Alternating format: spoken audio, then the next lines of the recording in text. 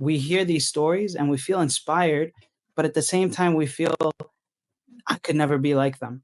And could you speak to this idea of limiting beliefs? Are we does Allah subhanahu wa ta'ala create us with this limited spiritual potential? And is it true that all of us have already maxed out on our spiritual potential? Or do any and all of us have the potential to pull these acts of courage, sincerity, and faith inspired resistance? No, it's a great question. And I would say that this is absolutely within range for every single person here and every single person watching and every single Muslim in the Ummah.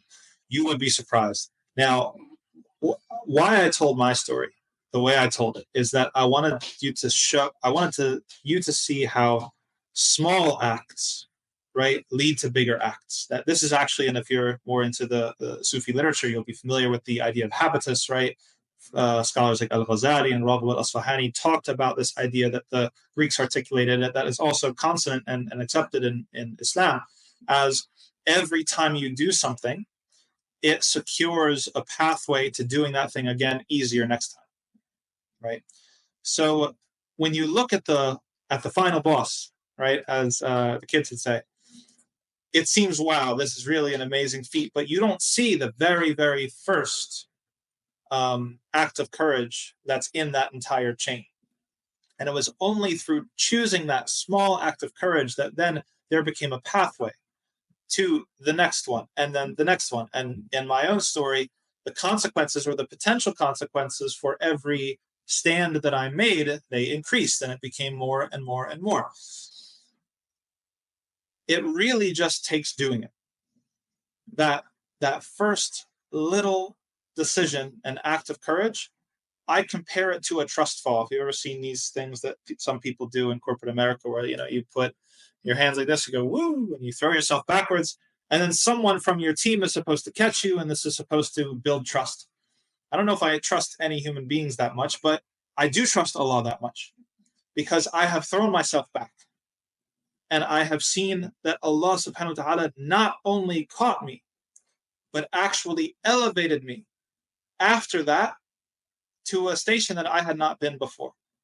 And I can't just tell you about it. You have to see it for yourself. I think that's the thing. That when you actually start to experiment in that way, you will see it for yourself. And then once you realize it and become a believer, then it's like, all right, I remember always when we were in Medina, Sheikh Tawfiq Chowdhury came to us, and he was an alumni of the Islamic University of Medina. And we asked him a question. It wasn't me, it was another student, asked a very, very good question. He said, what's something that you wish that you had started doing earlier? And the Sheikh replied, I wish I had started giving sadaqah earlier. Because you hear about the hadith of the Prophet ﷺ, that it does not decrease wealth and it actually increases wealth, but you don't actually believe it until you do it and you see it. And so you can know theoretically, abstractly, something that might be true. Again, that English sense of the word belief. You can believe something generally to be true, abstractly.